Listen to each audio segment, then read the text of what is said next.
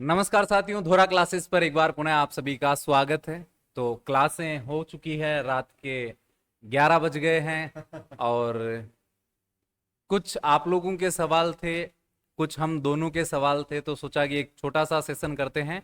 उसमें कुछ मोटिवेशन का पार्ट रहेगा, कुछ जर्नी का पार्ट रहेगा, कुछ अनुभव आप लोगों के साथ में साझा करने की कोशिश करेंगे। जिन बच्चों के पास में समय कम है वो इस वीडियो को छोड़ सकते हैं, क्योंकि इस वीडियो में हम बेसिक जो बातें हैं वही करने वाले हैं, यानी पाठ्यक्रम से संबंधित कोई बात नहीं करेंगे। तो अगर आप जूनियर इंजीनियर आपके अकाउंटेंट की तैयारी कर रहे हैं तो आप जज करके ही वीडियो देखें, ठीक है? आपको उचित लगे तब देखें, अदरवाइज आप अपनी तैयारी पे ध्यान देवें। तो सर, सवाल जवाब का सेशन रखते हैं, क्योंकि बच्चे भी सवाल ही पूछते हैं तो वो ठीक रहेगा। हाँ, तो अगर हम देखें 2013 वाली जूनियर अकाउंटेंट भर्ती के बारे में, तो जो पेपर आपका हुआ था वहां से शुरू करिए, अपनी तैयारी से शुरू करिए, ताकि थोड़ा सा अच्छे से समझ पाए। जूनियर अकाउंटेंट की तैयारी के दौरान क्योंकि मेरे साथ एक आर्ट्स का मेरा एक साथी था, दो साथी थे, दो आर्ट्स के थे, एक साइंस का था और एक मैं था। हम 4 लोग थे और ट्यूशन वगैरह हमारी चल रही थी, कोचिंग वगैरह चल रही थी। एक बहुत बड़ा मौका आया था, जैसे अब मान रहे हो ना 5,000, उस वक्त 3500 पोस्ट आई थी। तो हमने ये सोचा यार 3500 पोस्ट तो बहुत ज्यादा है, तो हमें इसमें से 100% सिलेक्शन लेना है। क्योंकि उनमें से मैं कॉमर्स का था, तो हम सभी आपस में एक ग्रुप बनाया हमने। कोचिंग के अलावा हमने हमारा सिलेबस किया कोचिंग से, और कोचिंग के अलावा हम जब रूम में आते थे तो हमने एक ऐसी नियम बनाया कि भाई तू 10 प्रश्न इस टॉपिक के बनाएगा, तू 10 प्रश्न इस टॉपिक के बनाएगा, तू 10 प्रश्न इस टॉपिक के बनाएगा। तो और हम में एक लक्ष्मण जी बड़े हमारे वरिष्ठ साथी थे, वो बड़े हमें अनुशासन में रखते थे। तो हम वो 10-10 प्रश्न लेके 40 क्वेश्चन हो जाते थे और एक आदमी के लिए 30 प्रश्न बचते थे। तो वो 30 प्रश्न हमने डेली, हमारे डेली रूटीन में था। उन्होंने एक वो बना दिया था कि एक आपको दंड मिलेगा अगर आप इतने क्वेश्चन से कम करोगे तो रोटी बनानी पड़ेगी, हाँ, बर्तन साफ करने पड़ेंगे, बर्तन साफ करने पड़ेंगे। तो बस वही बात हम लोगों को लगातार जो 3-4 महीने में हम इतने फेमिलियर हो गए अपने सिलेबस के कि हर एक चीज हमें अच्छी लगने लगी। 12 सब्जेक्ट हैं इसमें टोटल, 6 सब्जेक्ट पहले पार्ट में और 6 सब्जेक्ट सेकंड पार्ट में। चूंकि मैं कॉमर्स से था तो मैं आर्ट से नहीं था, तो वो पहला पार्ट मुझे अच्छा नहीं लगता, और जो मेरे साथी जो आर्ट साइंस से थे उनको सेकंड पार्ट। तो हमारी एक टीम बन गई। आप भी कर सकते हैं, आप हमसे जो पढ़िएगा, चाहे किसी भी यूट्यूबर से, किसी भी कोचिंग सेंटर से, चाहे हमारे ऐप से पढ़िएगा, मगर साथ साथ अपनी तैयारी के लिए खुद के नोट्स जरूर बनाएं। खुद के नोट्स आपको अंतिम समय में इतना काम करते हैं कि आप लास्ट 2 दिन में पूरे 12 सब्जेक्ट है ना, वो पता नहीं कितनी बार रिवीजन कर सकते हैं। सरसरी नजर वाला शॉर्ट नोट्स, लेकिन खुद के नोट्स। और इस तरह से जो टीम वाला जो मैंने बताया, ये आपकी सफलता में बहुत अच्छा। तो हमने वो तैयारी, इतनी अच्छी तैयारी की थी कि मेरे और लक्ष्मण जी के दोनों के उस पेपर में 75% मार्क्स बने थे। जब वो पेपर हो गया रद्द, शाम को हम वापस आए, सुबह हमें पता चला कि पेपर तो रद्द हो गया। अच्छा। और हमारे मार्क्स बन रहे थे 75% दोनों के, बहुत अच्छे मार्क्स। उसके बाद में क्या फीलिंग थी? अब हमें लगा 2-4 दिन तो निराश हुए, लेकिन बाद में वो बूस्टअप हुए अपने आप की, ऐसे तो हम तो पागल हो जाएंगे। ये तैयारी हमारी कहीं और काम आएगी। अच्छा, आप इसमें आपने देखा होगा ना कि बच्चों के कमेंट आ रहे हैं, तो वो सीईटी वाला वो अपने दिमाग में रख रहे हैं कि भाई सीईटी वाला ये कंफर्म हो जाए कि हम सीईटी के बाद में जूनियर अकाउंटेंट के लायक है या नहीं है, तो उसके बाद हम तैयारी करेंगे। तो इसको लेकर क्या कमेंट करना चाहोगे कि भाई ये गलती कर रहे हैं या सही जज कर रहे हैं अपने आप को? देखो, मैं इस बात को उसी से रिलेट करता हूं। भर्ती रद्द हो गई हमारी, कोर्ट में चली गई। अब हम सब लोग अगर इस बात पर बैठ जाते कि यार पता नहीं कोर्ट क्या निर्णय देगा, कोर्ट का जो ऊंट है वो किस करवट बैठेगा, किसी को नहीं पता था। हम उस पर बैठे रहते तो पता नहीं हमें 2 साल 3 साल हम पढ़ाई से दूर रहते और हमने जो पढ़ा है वो भूल जाते। तो हमने ये तय किया कि भाई कोर्ट का कोई भी फैसला है, हम अपना काम कर चुके हैं। अब अगर रद्द करेगा पेपर कोर्ट तो रद्द करेगा, नई भर्ती निकालेगा तो नए तरीके से तैयारी कर लेंगे। लेकिन अब क्या करें, अब और तैयारी में जुट जाओ। लेकिन संयोग, जैसे आप अभी सीईटी के जो भूल कर रहे हो ना, आप अपनी तैयारी में जुटो। तैयारी कभी भी बर्बाद नहीं होती। आपने अगर एक बार अपने जीवन में कुछ चीजें समझ ली ना, वो आपकी लाइफ टाइम होती है।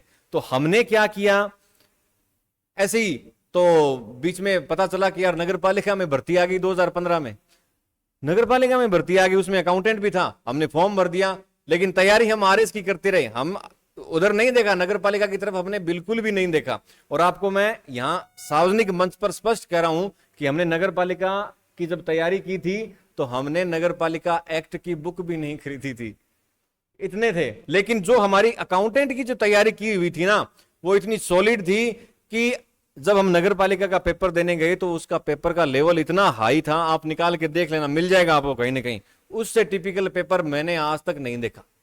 और उसका अंदाजा आप यहां से लगा सकते हो कि मैं जब पेपर देके, मेरा झामरकोटड़ा उदयपुर मेरा सेंटर था, निकल के बाहर निकला तो मेरे एक साथी अमर सिंह जी का मेरे पास फोन आता है कि यार कैसा पेपर हुआ। मैंने उसको कहा भी पता ही नहीं कैसे हुआ, समझ में नहीं आ रहा क्या पूछ रहा है क्या नहीं।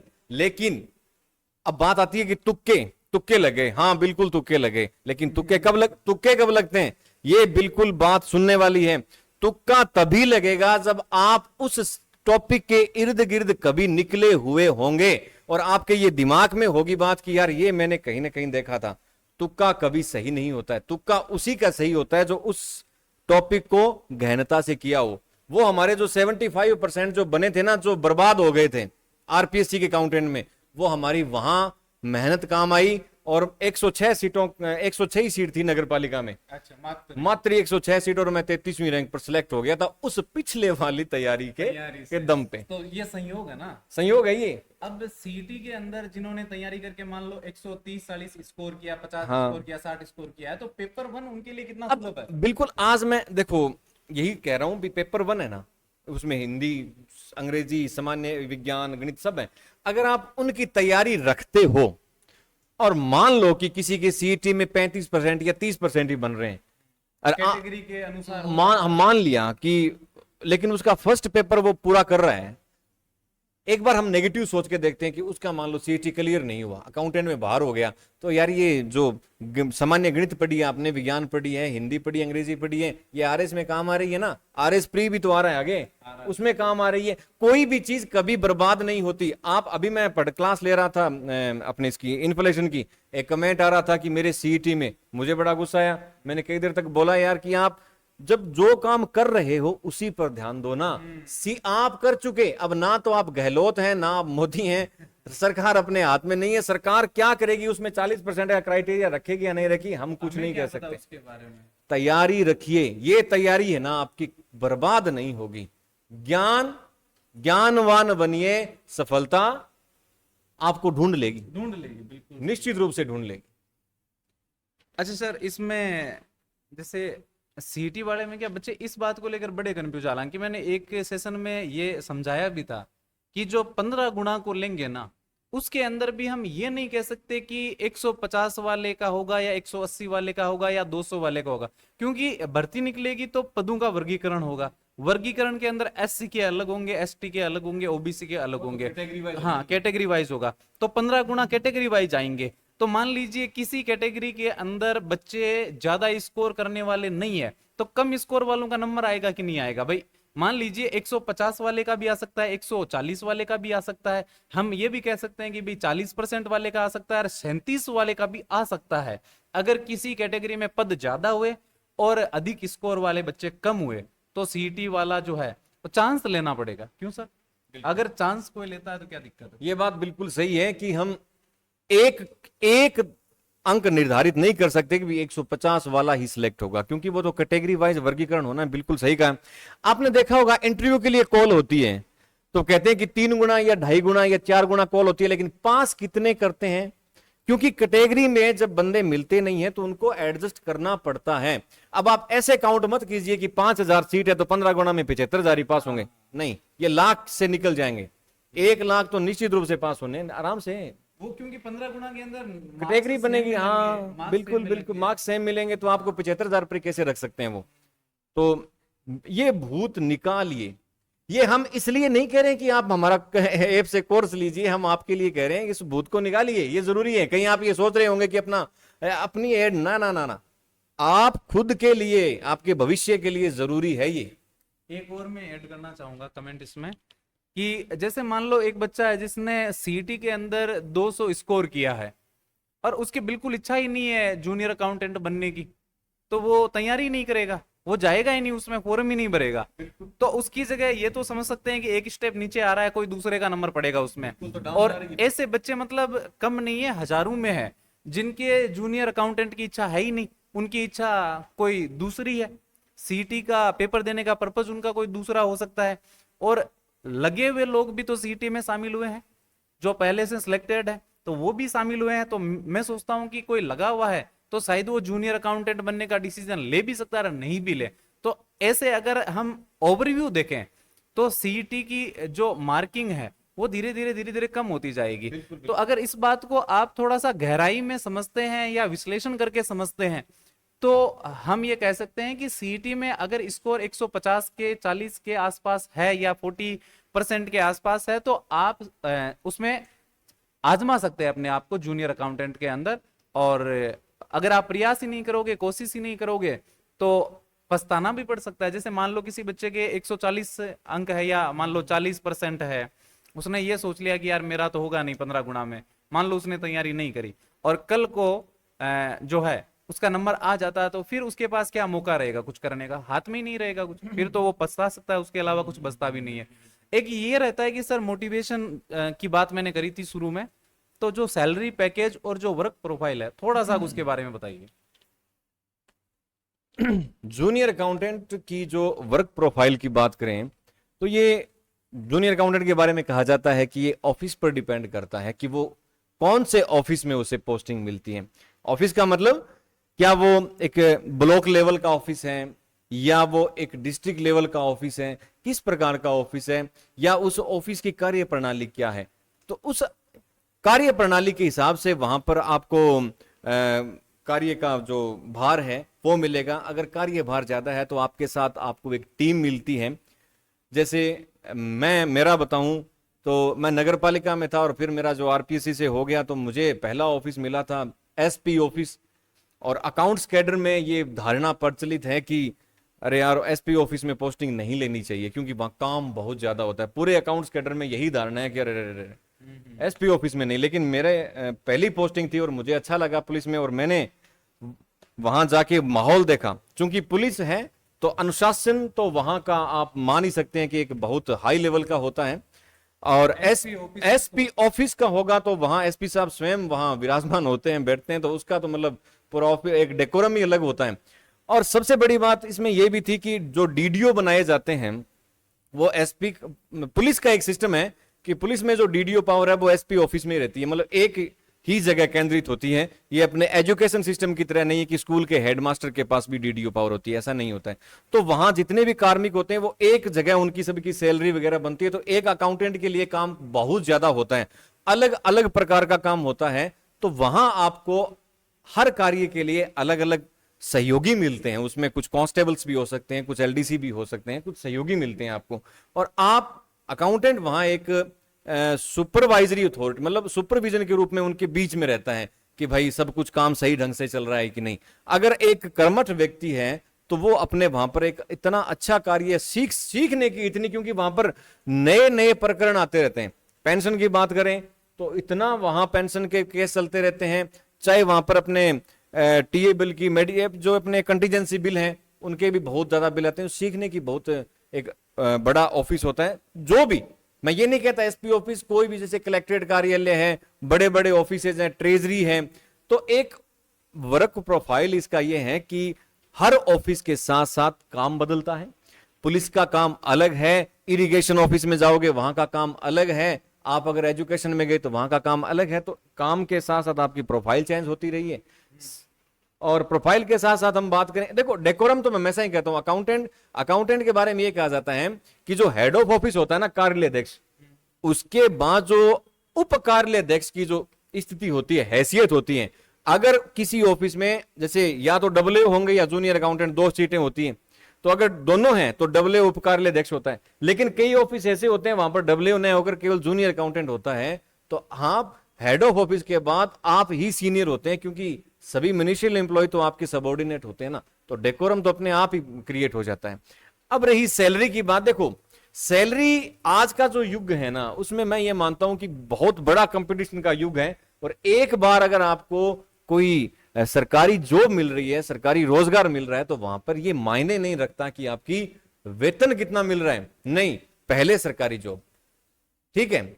और वैसे इसको एक बहुत अच्छी पे लेवल वाली मानते हैं, L10 की है, 3600 ग्रेड पे की है। तो एक अच्छी, अगर इस कंपटीशन के माहौल में आपको लगते ही 40-45 हजार रुपए मिल रहे हैं तो प्रॉब्लम क्या है? एक मैं ऐड करना चाहूंगा इसमें कि आपने वर्क प्रोफाइल भी बता दी, ऑफिस के बारे में भी बता दिया। अब सवाल ये होता है कि वर्क लोड कितना होता है भाई, वर्क लोड कितना होता है ऑफिस में घुसने के बाद और निकलने तक, आपके दिमाग पर कितना ज्यादा प्रेशर होता है, या एकदम रिलैक्स मोड में आप काम करते हैं तो कोई दिक्कत नहीं होती है? देखो, एक अपने सुनते हैं कि जो खाली दिमाग होता है ना, वो शैतान का घर होता है। तो आप अगर ऐसी उम्मीद कर रहे हैं कि मुझे नौकरी लगने के बाद काम नहीं करना पड़े, तो आप बेईमानी कर रहे हैं। आपकी जो नीति है, जो आपका अंतर्मन की जो नैतिकता है आपकी, वो सही नहीं है, आप गलत दिशा में जा रहे हैं। जहां काम ज्यादा काम होगा तभी आपसे लोग पूछेंगे। जिस ऑफिस में काम ज्यादा होगा तभी तो आपके आसपास टीम होगी, वही तो आपसे पूछेंगे। डेकोरम ऐसे ही तो बनता है, जब आपके पास काम ही नहीं है, खाली बैठे रहते हैं, कोई आपसे राम रूमी जिसे बोलते हैं नमस्ते तक नहीं करता, कोई आता ही नहीं है आपके पास। काम और अकाउंटेंट जो काम है, जॉब है, इसमें वर्कलोड बहुत ज्यादा रहता है। क्यों रहता है? आप प्रतिनिधित्व करते हैं किसका? वित्त विभाग का। आप फाइनेंस डिपार्टमेंट का रिप्रेजेंटेटिव के तौर पर वहां पर काम करते हैं। तो जितने भी जो बजट संबंधी कार्य हैं, चाहे सरकार से बजट ऑफिस में आता हो, चाहे उस बजट का ऑफिस उपयोग करता हो, चाहे सैलरी के रूप में, चाहे कुछ खरीदारी, कोई टेंडर वगैरह जो भी है, तो सारे काम अकाउंटेंट के इर्द गिर्द चलते हैं। तो उसे एक्यूरेट रहना पड़ता है, आलसी तो बिल्कुल नहीं। अगर आलसी व्यक्ति अकाउंटेंट में काम नहीं देता है, क्योंकि उसे अपडेट भी रहना पड़ता है।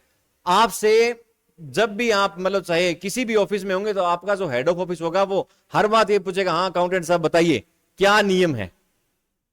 सीधा कार्यालय तो बैठे हैं, ऑफिसर हैं, उस ऑफिस के बॉस हैं, वो सीधा पूछेंगे अकाउंटेंट साहब से पूछिए, हाँ अकाउंटेंट साहब आपके नियम क्या बोलते हैं। अगर आप अपडेट नहीं है तो क्या बताएंगे? तो आलसी नहीं होना है। और इतना काम है इसमें कि आप अपनी छवि है ना, वो इतनी अच्छी बना सकते हैं सब अपने ऑफिस के सामने, पब्लिक के सामने, कि नहीं यार, लोगों आपके पास काम पूछने के लिए आते हैं कि वो फलाना अकाउंटेंट सारे काम जानते हैं, उससे पूछ के उसको फोन कीजिए, उसके पास जाके पूछिए कि यार ये मामला फंस गया हमारे, बताइए आप। और आप जब खाली बैठे रहते हैं तो कोई नहीं पूछता है आपसे। बिल्कुल सही बात। देखो, काम की इज्जत होती है, आदमी की इज्जत नहीं होती है। और काम जिसके पास होता है, ज्यादा काम होता है, तो उतनी इज्जत भी मिलती है, उतना सम्मान भी मिलता है, और उतनी खुशी भी मिलती है। अब एक आदमी अगर खाली किसी कोने में बैठा है एक डेस्क के ऊपर, और दिन भर कोई ज्यादा काम नहीं है, तो वो परेशानी वाला फिर सबक बन जाता है। धीरे धीरे वो खुद ही परेशान हो जाता है कि यार मेरे को काम नहीं है, मैं करूं क्या, और दिन निकलना मुश्किल हो जाता है। और जैसे ज्यादा काम है तो टीम मिलती है, तो उसमें भी इज्जत रहती है, भाई टीम वाले सारे साथी भी सम्मान करते हैं अकाउंटेंट का। और पैसों की भरमार रहती है चारों तरफ, क्योंकि अकाउंटेंट है तो फिर पैसे आए तो भी अकाउंटेंट के पास, जा भी रहे हैं तो भी वो अकाउंटेंट के थ्रू ही जा रहे हैं। तो कहीं ना कहीं जो मनी सर्कुलेशन है वो भी अकाउंटेंट के इर्द गिर्द ही घूमता है। और बड़ी ऑफिस है तो बहुत बड़ा फिर उसका रेवेन्यू सिस्टम भी होता है। तो ये भी एक अच्छी फीलिंग होती है, आदमी काम भी कर रहा है, लोग भी साथ में हैं, टीम भी साथ में है, पैसे भी आपके माध्यम से इधर उधर हो रहे हैं, राय मशवरा भी आपसे लिया जा रहा है। तो ऑफिसर से कम सम्मान नहीं है, मुझे लगता है कि ऑफिसर जितना। तो कहा जाता है ना कि सबऑर्डिनेट सर्विस, जो अधीनस्थ सेवाएं हैं ना राजस्थान सरकार की, जितनी भी सबऑर्डिनेट है, मैं एक दिन हम अलग बात कर लेंगे कि मतलब सर्विस कितने प्रकार की होती है, वो अलग मैटर है। लेकिन कहा जाता है कि सबऑर्डिनेट सर्विस में सबसे अच्छी पोस्ट मानी जाती है जूनियर अकाउंटेंट। सबऑर्डिनेट में अगर आप सबऑर्डिनेट से उच्च सेवा में जाते हैं तो बहुत अच्छी बात। जैसे मैं अकाउंटेंट से असिस्टेंट प्रोफेसर में आया तो मैं स्टेट सर्विस में आया, लेकिन सबऑर्डिनेट की बात करें तो सबसे अच्छी पोस्ट मानी जाती है, क्योंकि इसमें प्रमोशन बहुत अच्छे हैं। जैसे हम 2017 में पोस्टिंग हुई थी, तो 2017 का बैच पूरा का पूरा 2022 में डब्ल्यू बन गया, 5 साल में प्रमोशन ले लिया, अच्छे प्रमोशन है। और डब्ल्यू फर्स्ट जो बनता है वो गजेटेड है, ठीक है। और डब्ल्यू फर्स्ट बनने के बाद आपके अच्छे प्रमोशन है और बहुत ही शानदार पोस्ट है। और अगर आप अपने आप को बिजी रखना चाहते हैं और बिजी के साथ साथ मतलब खुशी वाला बिजी, एक तो होता है बोरिंग वाला बिजी, एक होता है खुशी वाला बिजी। ये खुशी वाले बिजी वाली पोस्ट है ये। बिल्कुल सही बात है। तो मुझे लगता है कि हमने सारे सवालों पर बात कर ली यार, आपने एकदम बढ़िया तरीके से बातें बता दी। हम सोच रहे थे कि 5-7 मिनट में कंप्लीट कर लेंगे, लेकिन टाइम ठीक ठाक हो गया है, 20 मिनट के आसपास आपका टाइम ले लिया है। और मुझे लगता है कि अनुभव जानकर आपको खुशी हुई होगी, और आप भी सही दिशा में निर्णय ले पाएंगे कि जूनियर अकाउंटेंट की पोस्ट कितनी अच्छी है, कितनी शानदार है। आपको मोटिवेशन भी, मैं सोचता हूँ अगर आप मोटिवेशन पे भरोसा करते हैं तो मोटिवेशन भी मिला होगा, और मोटिवेशन पे भरोसा नहीं करते हो तो आपको अच्छा नॉलेज मिला है, नॉलेज पे तो सबको भरोसा करना होता है। तो सेशन जो है वो सार्थक रहा है। बाकी आप में से ऐसे कितने साथी हैं जो विजय जी को पहले से जानते हैं, या फिर विजय जी के सेशन देखना शुरू कर चुका है, यूट्यूब पे इनके सेशन फ्री में आ रहे हैं, आप लोग उनका लाभ उठाइए। एप्लीकेशन पर यूट्यूब वाले जो नोट्स है वो आपको फ्री में उपलब्ध करवाएंगे, तो आप एप्लीकेशन पर जाएं। और कोर्स जो है वो जो है शुरू हो चुका है, जिसमें विजय जी सर की 3 सब्जेक्ट की क्लासें आप लोगों के लिए एज ए डेमो ओपन है, आप देख सकते हैं। और बेहतरीन अनुभव के साथ में सबसे अच्छी बात ये लगती है सर, बच्चों का प्यार बहुत मिल रहा है। ठीक है।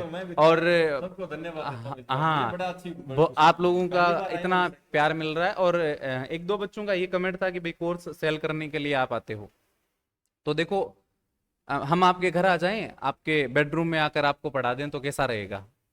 अरे यार, ऐसी बातें संभव हो गया? दिमाग लॉजिकल रखा करो भाई साहब। आज की दुनिया में अगर आपके पास में लॉजिकल दिमाग नहीं है, खाली आप इमोशन पे चल रहे हो, तो मुझे लगता है कि यात्रा कठिन हो जाएगी जीवन की। और बिना पैसों के कोई काम नहीं होता है, कोई भी काम नहीं होता है। तैयारी क्यों कर रहे हैं? ये हाँ, आप तैयारी क्यों कर रहे हो? आप एक बात सोचो, आप जब नौकरी लग जाओगे तो क्या आप निःशुल्क सेवाएं दे पाओगे? अगर सरकार ने 5 दिन, हाँ, एक दिन की सैलरी मांग लेना सरकार की, आप एक दिन की सैलरी छोड़ हाँ, देना मुश्किल हो जाता है। मुश्किल हो जाता है। हमने कोविड में देखा है, हमने कोविड में ये एहसास किया है कि बहुत सारे लोगों ने मुहिम चलाई, सरकारी लोगों ने भी कहा कि हम अपनी सैलरी देंगे, तो सब नहीं दे पाते हैं, हर किसी के लिए पॉसिबल नहीं होती है। तो अगर आप फ्री सेवा चाहते हो, इसका मतलब आगे जाकर आप फ्री सेवा दोगे, ये बात जस्ती नहीं है। हाँ, एग्रीमेंट करो। एग्री चलो, ये बात संभव नहीं होती है। और ये जो सिस्टम आप देख रहे हो, ये हम दो का तो है नहीं, या ये ऐसा तो है नहीं कि मैं हथेली पे लिख के हम आपको पढ़ा रहे हैं तो हम फ्री में आपको पढ़ा दें। और कंटेंट है, पढ़ना है, आना जाना है, खाना खर्चा है। आज की लाइफ में अगर देखें तो किसके खर्चे नहीं है, आप ये सोचकर देखिए जरा।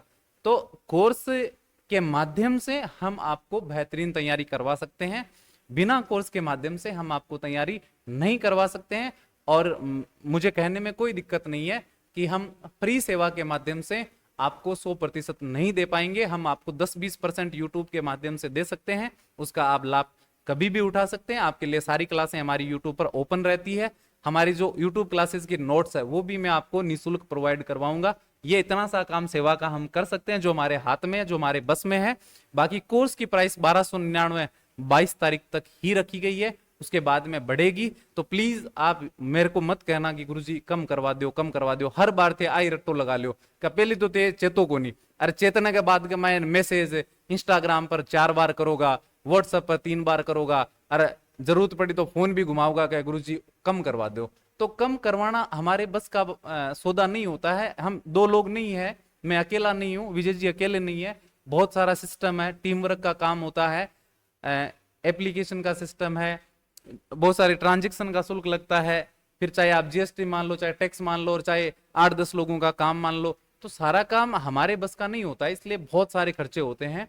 और उसी के अनुरूप जो है कीमत किसी चीज की निर्धारित होती है, जो कि अभी हमने 22 तारीख तक ऑफर के तहत 1299 करवाई है टीम को कहकर। अब आगे आपकी बढ़ेगी या घटेगी वो हम खुद को नहीं पता है, तो हम उसके बारे में ज्यादा क्या ही बात करें। तो दोहरा क्लासेस एप्लीकेशन है, और दोहरा क्लासेस एप्लीकेशन पर इतने कम समय में इतना प्यार आप लोग दिखा रहे हो, तो उम्मीद करता हूं हमारी जिम्मेदारी बढ़ रही है, और जिम्मेदारी के कारण ही हम रात की 11:30 बज रही है तो आप लोगों के साथ में जुड़े हुए हैं। इनको भी नहीं सोने दे रहा हूँ। ये मेरा जो मंच है ना, ये यूट्यूब पर वीडियो, ये मेरा पहला अनुभव है, और मुझे खुशी मिली इस बात की कि आप लोगों ने मुझे मतलब प्यार दिया है, लाइक किया है। तो लेकिन अब आपने इतना भरोसा जताया है मुझ पर, और इन लोगों ने इतना मुझ पर भरोसा जताया, तो फिर मैं इस भरोसे को तोड़ना तो मेरे लिए संभव ही नहीं है। और दूसरी बात, जो काम की बात चल रही थी, तो मैं अकाउंटेंट रह के इतना बिजी रहने की आदत पड़ गई थी कि असिस्टेंट प्रोफेसर बनने के बाद, और हमारी पोस्टिंग भी ऐसे टाइम पर हुई जब परीक्षाएं चल रही थी। अब परीक्षाएं चल रही थी यूनिवर्सिटी की, तो कॉलेज में इतना काम था नहीं, तो मैं मतलब मैं आदी हो गया कि मुझे काम मिले। और आप लोगों के साथ मैं जुड़ के मैं बड़ा खुश हूं। अच्छा प्यार दिया आप लोगों ने, thank you. Okay, thank you. तो मिलते हैं आगे नए वीडियो सेशन में, तब तक के लिए आप सभी का धन्यवाद और प्यार मोहब्बत बनाए रखिएगा। सेशन को जरूर शेयर करें, कमेंट में कोई भी सवाल है आपके दिल में तो जरूर आप पूछें। और सभी को जय हिंद, जय जय राजस्थान, राम राम सा, खमा गणी, नमस्कार, गुड नाइट, शुभ रात्रि, शबा खैर।